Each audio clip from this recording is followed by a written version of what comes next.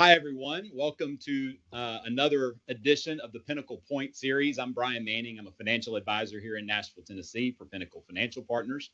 And I'm thrilled to be joined by a couple of associates of mine. Ken Halliburton is the president at Miller, Loughry, and Beach, the insurance arm of Pinnacle Financial Partners. Jeremy Hopwood is our Chief Information Security Officer. And we're thrilled to come to you today. And we've done this version of an event about once a year. Because the face of cyber crimes is changing rapidly, as Jeremy will share with us here in a little bit. And our goal today is not to completely intimidate everybody and scare you with the information that we're going to provide, but hopefully inform you about things you need to be aware of for yourself personally or your small business, but then also help you to understand how you can protect against some of these cyber attacks. They are rampant. They are changing every day. And that's part of what Jeremy and Ken will be here to share with you today. So with that, Jeremy, I'll let you start and just sort of give us an update on where things are in the world of cyber crimes. Sure. I appreciate that. I think most everyone's turned on the TV. They kind of have watched the news, but I'll condense it a little bit. I mean, there's some obvious points here. We are right now have a global conflict going on, and geopolitical events always impact cybersecurity, especially because in this one, supporters of the Ukraine, where we're talking about the Russia-Ukraine conflict, and supporters of Ukraine have been retaliated on. Specifically, there are groups out there. Conti is one that has been very vocal that said they will be attacking the U.S. and U.S. infrastructure out of retaliation for support of the Ukraine. So you add to that, there's been a very large shift over the last 18 to 24 months, even before this conflict started, right? We started seeing that, as you saw in the news, there's a lot of cyber attacks that are happening on supply chain. So this is, and I think this is what we're really talking about, is supply chain being, in many cases, small, mid-sized business, right? And the mindset and the shift there is, besides the obvious one to many, right? So instead of attacking one person, if you attack a supply chain, and you can get to all of whoever they supply to, right? The other thought behind this shift is, it's more likely that they attack a small business that, let's say, services Pinnacle, right, than to come after Pinnacle direct, where we might spend millions of dollars on cybersecurity defenses. A small business doesn't spend anywhere near that, right? So it's that whole weakest link in the chain concept, right? So you got that. You've also got ransomware has been totally just blown out of the water. Year over year, 2020 was double 2019, and 2021 was double 2020, and we're on track to more than double in 2022 for ransomware. And the track there is, I mean, we're talking about that people say, I just don't understand why this is so rampant, right? Well, it goes back to the old saying is, you know why you break into Fort Knox, right? That's where the gold is at. And that's what these attackers are really after. You're talking about third world countries. You're talking about countries that are OFAC nations, countries that are China, Russia, North Korea, where one attack might be enough income for the entire year for this person, right? And so you're talking about ransomware that is, it's a $7 billion industry, right? So there is lots of money. So you've got ransomware on the rise, you've got overall attacks on the rise, you've got the geopolitical events going on, and you just layer into all of that. It starts with just increase in phishing, increase in scams, increase in email fraud. It's just all of this rises. And I think to a large extent, I just spoke on this earlier this week, COVID had a big play in this, right? So you think about what happened at the same time over the last couple of years. We all went remote. We had a lot of companies and infrastructure went remote. You've got people now working out of their homes. They're a lot more comfortable, right, than they would be in the office. They're a lot less on guard than they would be in the office, right?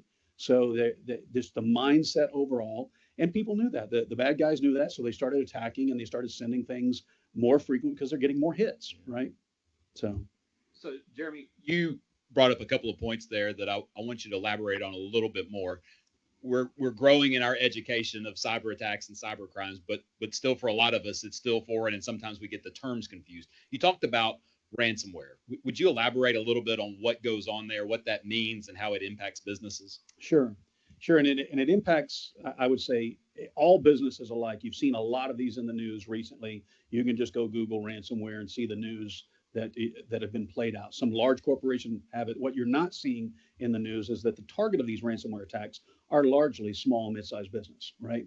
And again, for the same reasons, the small and mid-sized business are just not spending the amount of money on infrastructure to protect themselves.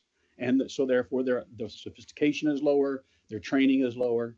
And what's happening in ransomware attacks is this, and there's been again a shift in that in even the tactics, but the original tactic behind ransomware was they infect your company through whatever means it is. The most likely means 90% of all the attacks are coming through email, through phishing, and somebody clicks on something that loads a software program to your computer and starts to encrypt all of the data on your network, right? And they've added to this over the last year. There's now something called double extortion, or twice the payment, if you will. And so what they're doing now is in addition to encrypting the data on your network, they're also exporting a copy of that to themselves. So that, and they don't tell you that they've done that, right? So they ask you for a payment to unencrypt. They say, if you don't give us this key, right? If you don't give us this payment, we're going to, keep your files encrypted. And a lot of people are paying, and they say, look, I don't have a choice. I don't have the proper backup. I don't have a way to respond. So they have to pay. And then it goes a few weeks later and they get a second request for payment. And they say, well, I don't need it. I've got the key. And they say, no, this is to keep your data from being in the wind. So otherwise, we're going to just put your data out there for others to download and others to see, hurt your reputation, hurt maybe your competitors could see your data. So that double extortion has really risen in the last couple of years. Again, you think back and you say, why? It's because of the efficacy. It's happening and it's working and people are paying. And so therefore, they keep doing it, so much so that we now have terms that we didn't have 2 years ago, like ransomware as a service. So bad guys, silly or stupid bad guys can go out and buy these sophisticated programs from the larger scale upstream cyber criminals, and they can buy this stuff or rent the service so that they can try to make money on it. So it is one of the largest impacts to the businesses. And I think I shared some stats with some of you, and one of the things about small businesses, and this really impacts. There was a study out by the Cybersecurity Alliance that said up to 50% of all small businesses have already sustained some sort of attack, right?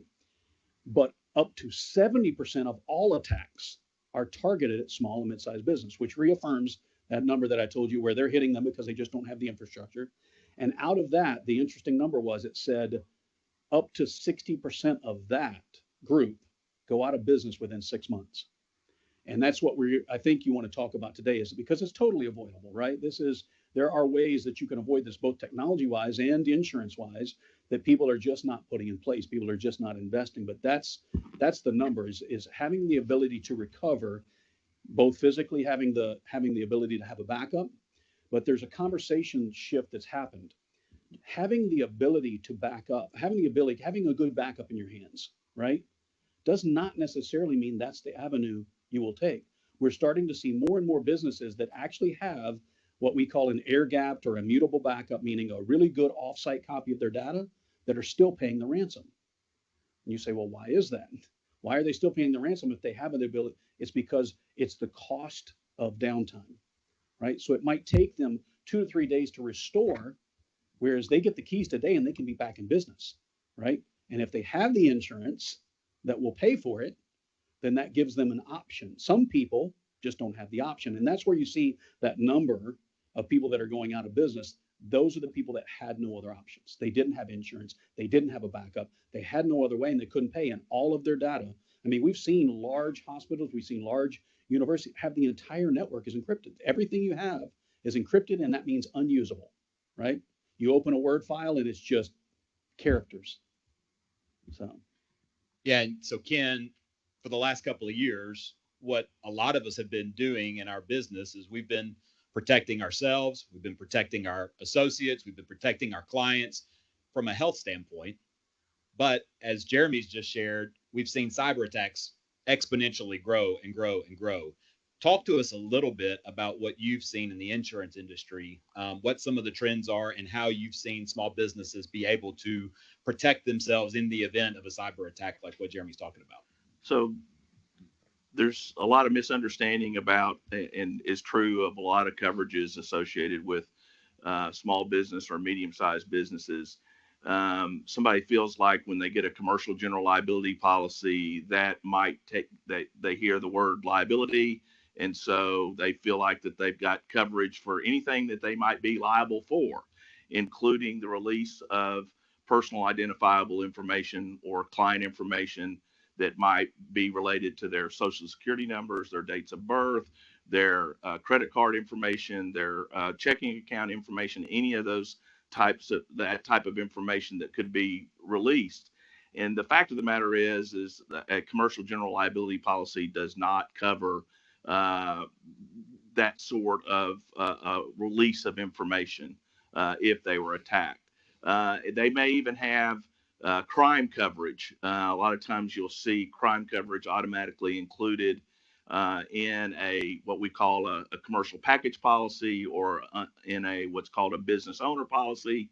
But usually what the crime coverage has nothing to do with the cyber attack. It's if you had theft of money, someone stole money that came into your office or your place of business, or you had an employee steal money from you, or you were making a deposit and they stole money from you while you were making the deposit. That's kind of some basic crime coverages that would come with all different types of insurance policies. But the fact of the matter is that the typical crime coverages don't come into play with respects to a cyber attack. And so when we look at someone's insurance program, we're trying to ask questions like, okay, what client information do you have? Do you have credit card information?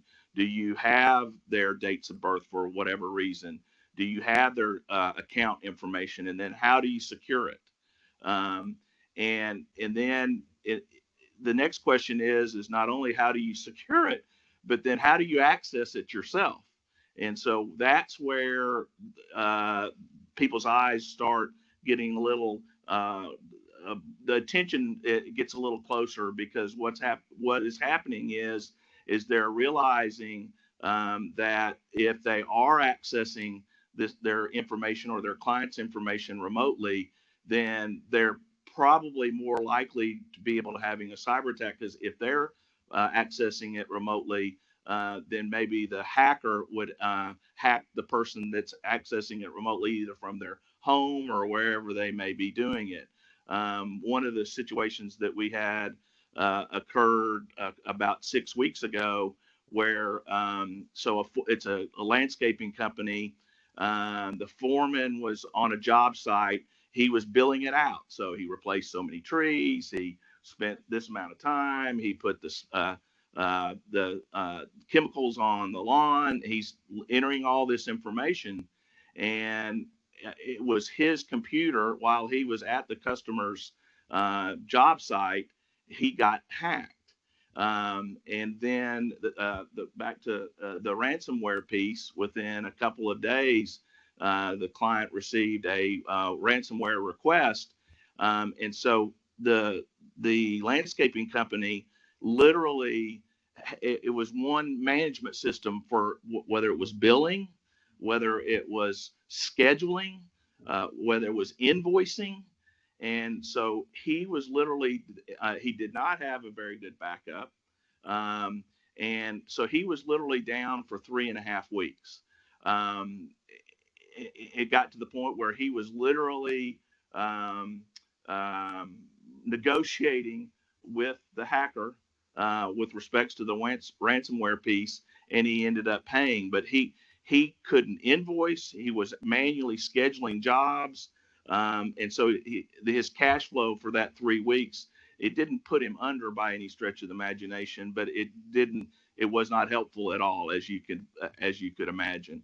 So that's just one particular situation that we've seen that has happened to one of our clients. So Yeah, and so as I mentioned a few minutes ago, the goal today is not for us to scare you with all of this information. Hopefully, what we can do is between Jeremy and Ken, we can give you some ways to proactively protect yourself and protect your businesses, and then also ensure against the chance that your business does get attacked. And so, Jeremy, what are some proactive ways? I know for years I've heard Terry Turner, our CEO and president, talk about the fact that his number one fear at Pinnacle is no longer making bad loans. It's not great if we make bad loans, but his number one fear is that we get cyber attacked and Sure. people capture our information, our clients' information, and that would really not be a good thing for us. And so we've got lots of systems in place.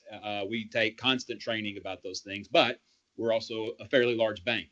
Right. A lot of the people that are participating today are small, medium-sized businesses that don't have all the resources that we do. So what are some practical things that our participants can think about installing today to prevent something like this from happening? Yeah, and I'll tell you, there's really this question's asked to me on the street, by friends, family. There's really no silver bullet. It really is about planning. And the thing that I would tell you is there's a common denominator among all these businesses that are getting attacked, and there's a common denominator among these businesses that are going out of business, and that is simply lack of planning and lack of adequate infrastructure, right? So again, it's there, and I will speak plainly about it, right?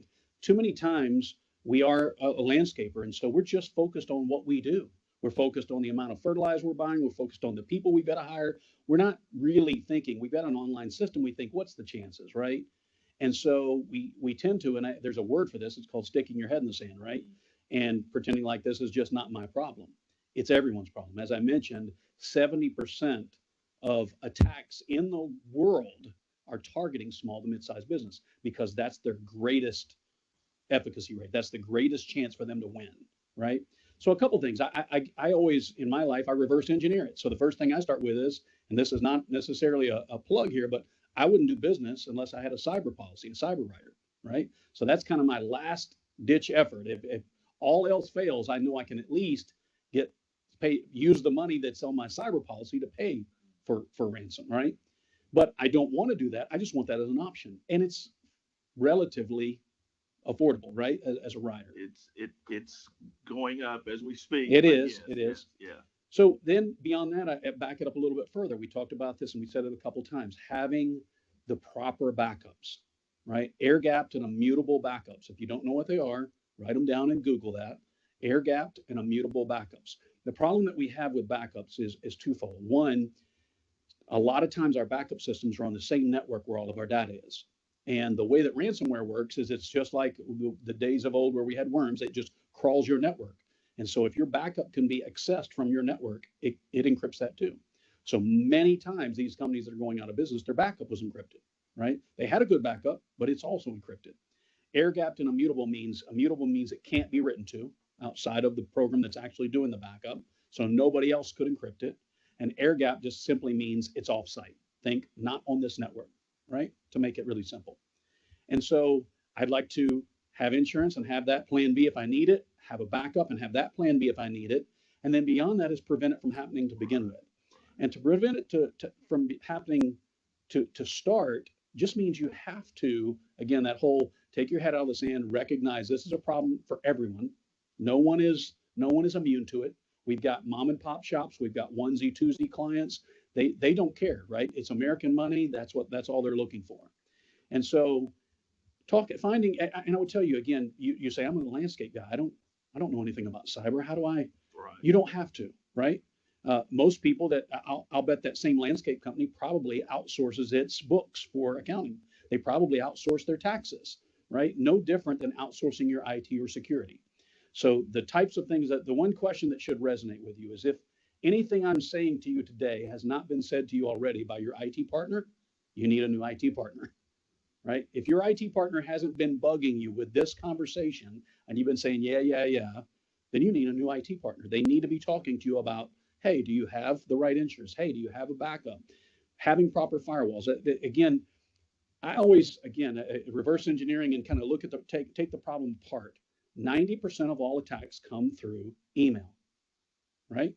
So right there, if we just focus on email protection, right? There's email protection platforms out there that scan the email. know if it's coming from a fake source, know if it's coming from a geolocation that's not good, right? Can tell you, warning, this looks like it's phishing. We used to have something that was called email hygiene, right? That just looked for spam. That was days of old. So if you have an email hygiene system, you don't have proper protection. You need advanced email protection, something that scans your email, detonates the links within it. It's called sandboxing, or detonating the links that are found inside and looking for threats, right? The world has shifted. We used to, years ago, rely on things like antivirus and static defined list of known bad guys. We don't do that anymore. Now we watch for known bad tactics and techniques. When something starts going haywire on your machine, you need technology to tell you this is not right. This is not normal behavior. Email protection is part of that, right? So having a good email protection platform. The second thing that's equally important, especially for small business, is advanced endpoint protection.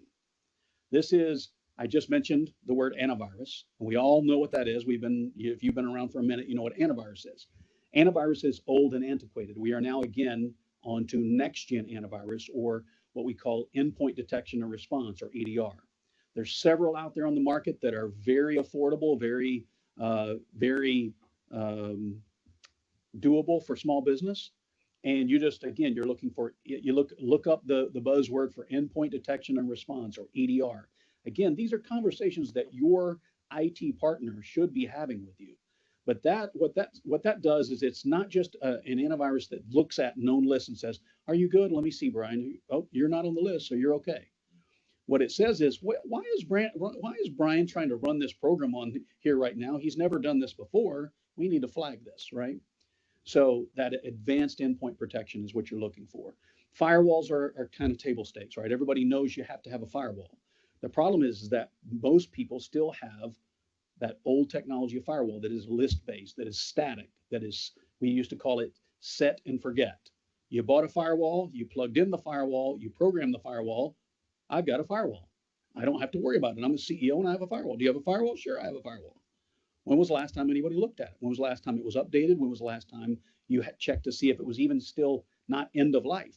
Too many times when you go into these companies that have been impacted, their technology is so old, no one's looked at it. They bought it 5 years ago and it's been sitting there ever since. Well, did you know it was off? No. I mean, the network's working. How did I know? Right? So again, there's next gen firewalls that are inspecting the traffic as it comes through.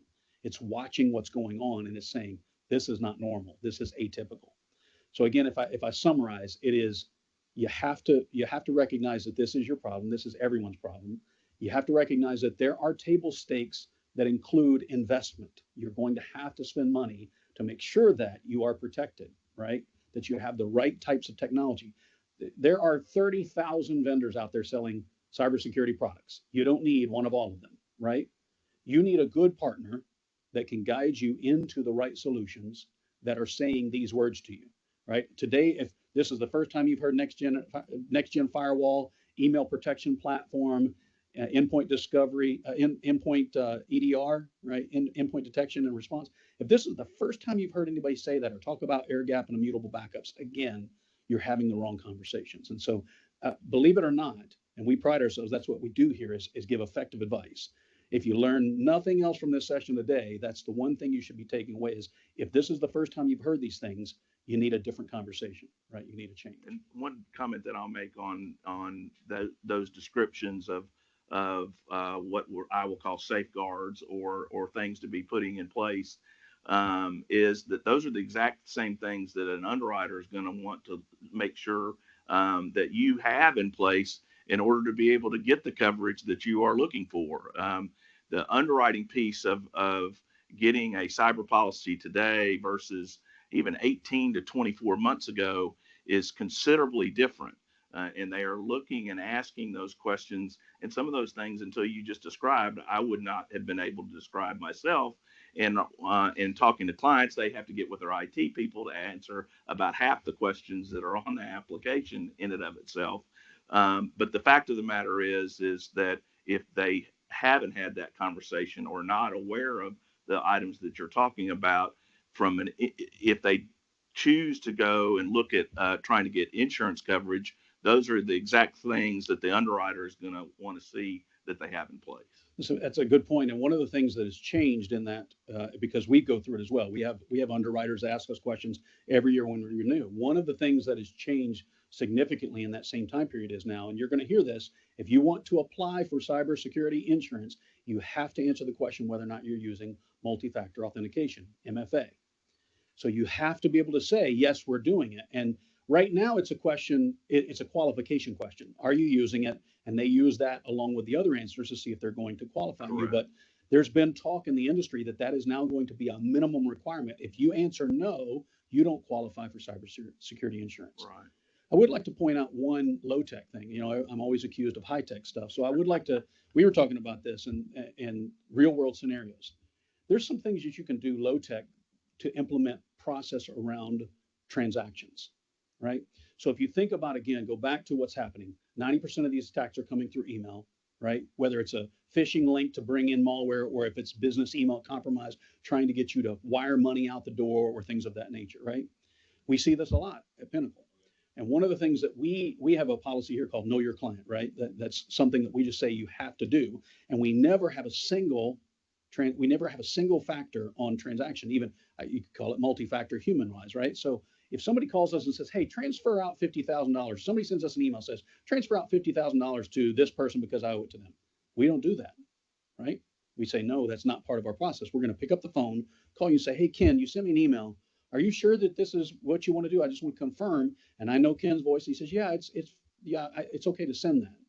Too many times what we're seeing is the CEO of a small business will get a note from his accountant, or vice versa. The accountant will get a note from the CEO, purported, that says, hey, I owe this vendor some money, send them $50,000, right? And what does the accountant do? Okay, well, the CEO told me to do it, wired out $50,000. It hits the bank account and they go, wait a second, what was this? And we back it up to see that his email account had been compromised, right? Sent an email to her and she thought it was, so a simple low-tech solution to just get up and walk next door, or call them on the phone and say, hey, Mr. CEO, I'm just verifying, so put physical controls in place. We had another one we were talking about before the session where they literally got a invoice from a provider, right? And it said, you owe us this much money. And she actually picked the phone and called and said, did you send this? And they said, yes, I did. So I want to pause there for a second. She followed that, but what she didn't ask were the right questions. She just said, did you send us a bill? Do we owe you money? And the answer was yes. But what the attacker did, and this is what they do in most every case, they use a thread of truth. So if they can compromise your email, they can go back into your sent and find communication between you, especially if you close mortgages, or if there's right now decisions like I'm wiring money for this transaction. And all they will simply do is change the account number where it's getting wired to and change the amount. Everything else stays the same because you're just wiring it to now this new account. So that simple process of picking up and saying and validating, do we owe you money? Yes, but do we owe you this much money? And can I just confirm, do you mind if I just double check your routing number, right? And by the way, don't call the number that's listed in the email, right? Really simple to change that too in the signature. Just go down there and put bad guy, change out their email instead of the real email. So call the number that you know. Right. If you're doing business with this person, and if you're not doing business with this person, look them up and find the number that's online and call that number as opposed to what's in the email. Right. So Ken, you were just talking about the fact about the underwriting process, and your cyber insurance process is really rapidly changing. If somebody currently has cyber insurance as a part of their business insurance, what are some things they need to look at and review, or have a conversation with their insurance advisor to look at and make sure that what they've got is actually going to protect them in the event something happens? So it's a great question. In a lot of these carriers have put riders on the commercial package policies or the business owner policies, but the riders for cyber coverage, a lot of times, if it's not a full-blown policy, it's a sublimit. And let me explain what I mean by that. You might have $1 million worth of general liability coverage, but they'll throw in $50,000 worth of cyber. And sometimes that cyber coverage just a rider or an endorsement is strictly what I would call third-party coverage. So when you look at a cyber policy, in my view, this is my personal view, you've got first-party coverage and you've got third-party coverage.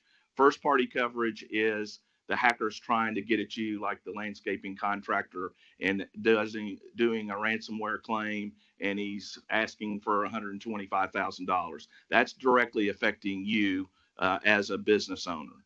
And that would be what I would call a first party claim. Or they are able to get your account information and somehow socially engineer where they either are able to withdraw or transfer money from your account based upon having that information, or as Jeremy was talking about, the CEO getting looks like an email to the CFO to go ahead and wire money to somebody that they have done business with, but it's a fictitious email, and at that point, that's a first party claim because they are out that money.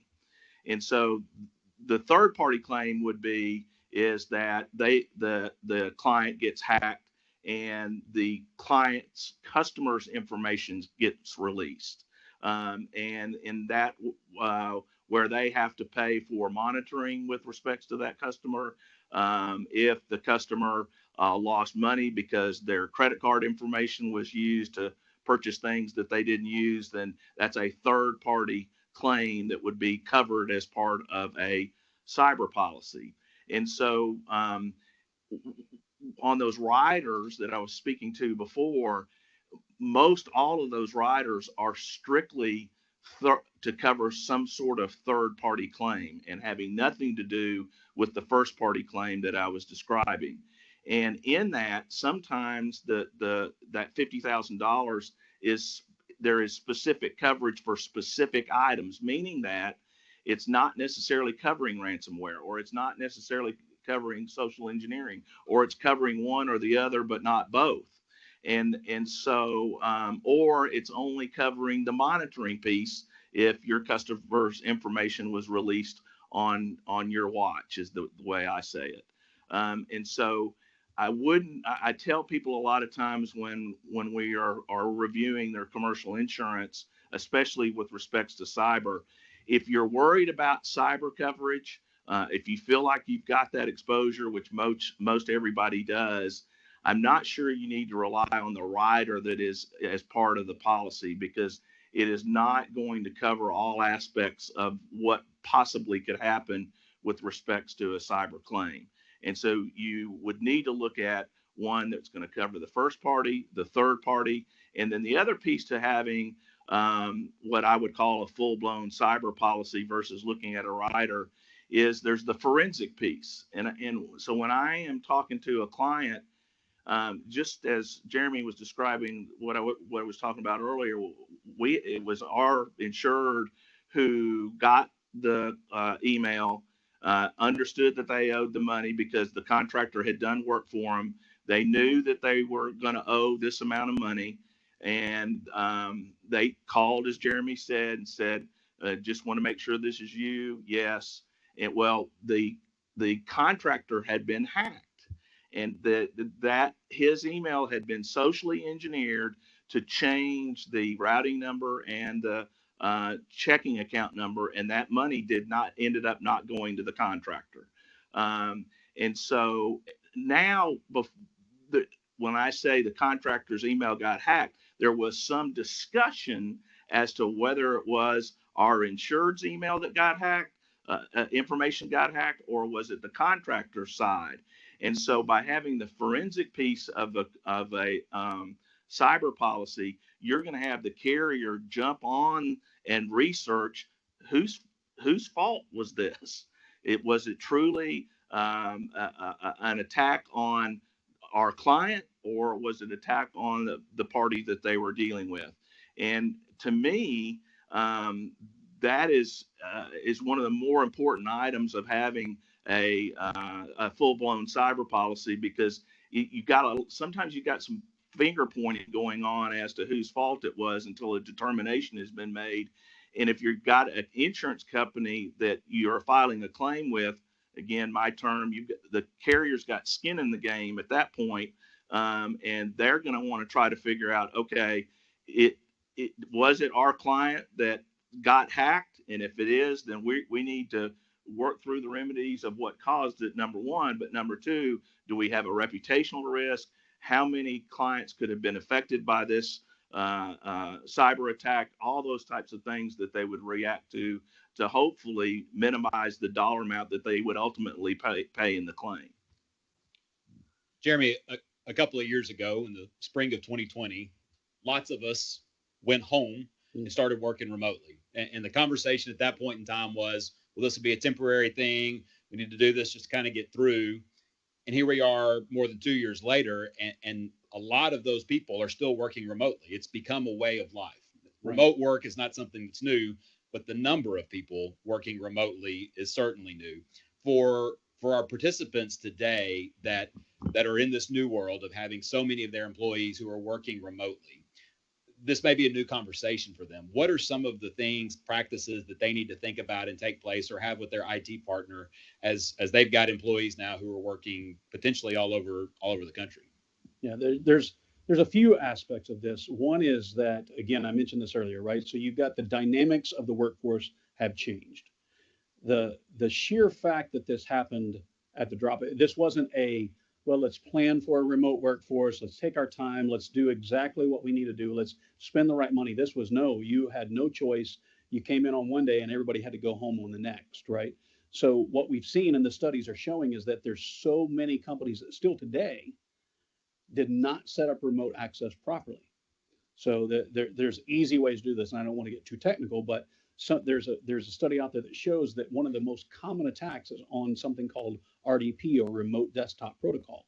This is where people just went in to their firewalls, thankfully that they had a firewall, and just said, when these people try to connect from home, just forward it on through their desktop and let them get straight to their desktop at work, right? Well, guess where the bad guys are coming? So there's been an increase since 2020, 70% increase in attacks on that particular technique of RDP. So what I just did a session this week with Tennessee bankers, and one of the sessions that I talked about was the impacts of COVID. And one of the things that I said is that we should do now, especially as we're kind of coming out of the haze, so to speak, of COVID, is we need to go back and look at what was done and tidy up, if you will. Go back and, again, it would be worth its weight in gold to pay a partner to come in and say, just double check to make sure we don't have too many ports open, we don't have too many things going on, just from an infrastructure standpoint, just in that ability to work remote. Second thing is, and this is ongoing risk, and this is that mitigate the risk that you've got with just people working from home now.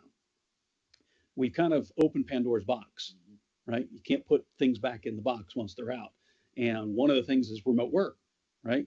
And you've got people all across America that are saying, I just don't want to come back anymore. So besides that fight of that whole, should you be in the office, should you not be in the office, this goes to the type of work that's being done, right? So we've seen some companies that are saying, if you are in a money moving position, if you are an accountant or you're in something on the corporate infrastructure, we talked about those systems that have the ability to have PII, right? Perhaps you need to revisit bringing those people back in first, right? To at least mitigate the amount of data and the type of data that's out there, right? It's one thing if people can go home and see their email and be able to browse the internet. It's another thing if they can log into your company system where your client's data is and all that PII is. And we talked about if they can get to it remote, good chance that somebody else can get to it remote. And so it's that whole thing is called your attack surface and your attack vectors, right? And so we've got to pivot around that and just make sure that what we did in the haste to get everybody out was the right thing. And should we retool it? Should we pull some people back in and just shut that door, close that off? Or should we think about, there's new technologies that have emerged, right? There's stuff called virtual desktop infrastructure, right? VDI infrastructure. And that says you actually do come into compute, but all the compute is happening inside the workspace on a company computer. One of the other sins of the past that happened through all of this was bring your own device. BYOD is what we call it, right? And that just says, go home. We don't care what device you use your home computer, and we'll tell you how to connect from home. We'll even put a VPN software on your home computer, right? Just here's the software, take it with you and put it on your home computer. The problem that we didn't think through was, what if that home computer is already compromised, right? Keep in mind, we talked about the paradigm of small businesses don't traditionally invest the right amount of infrastructure in their businesses. Now think about our homes. And what's happening in our homes, right? I've got teenagers. I can tell you what's happening in my home, right? There's gaming going on. This new generation is totally, I would like to say risk averse. I think they are completely risk oblivious. They just don't care. They're like, I don't care if you have my data. Everybody can have my data. And they click on things that say, by clicking on this, we're going to share everything with everybody. Click, click, click, click. I just want the program, download it, right? And that's what they do. I'm telling you, I've even got my littlest child is coming to me and say, Dad, can I get this program? And you're reading through, you're like, absolutely not. You cannot have this program. But there's so many families that don't even have a gating factor there. And you just, yeah, sure. Well, once that's on one computer in your home, almost all home networks are open by design. That's the concept of, right? And so even if you said, well, don't worry, Jeremy, I gave my folks a company laptop. Where is that company laptop connecting to? It's connecting to your home network, right? And if there's already bad stuff on that home network, you're so much more susceptible to getting hit.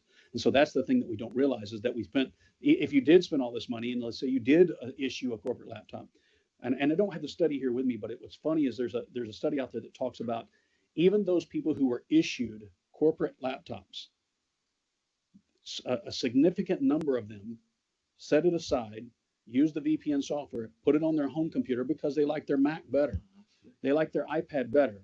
They're already used to moving around their house with their device. They don't want your clunky laptop you issued to them, right?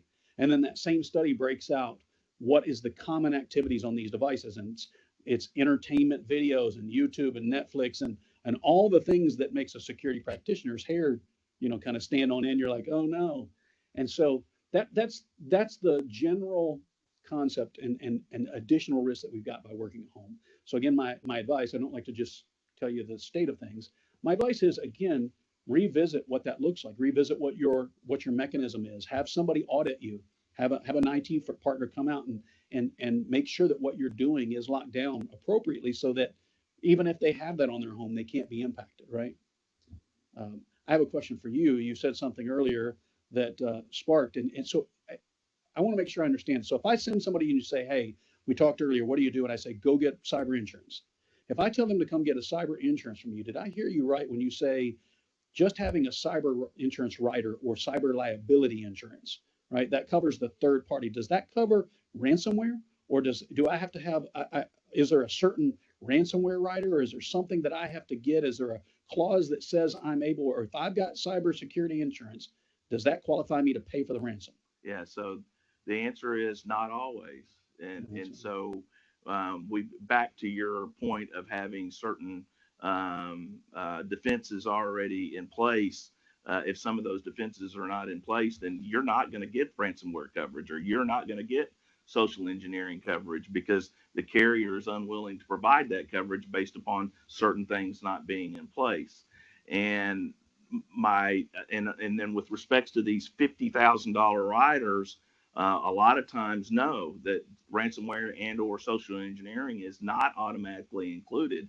So it is a matter of reviewing what you have versus what you need.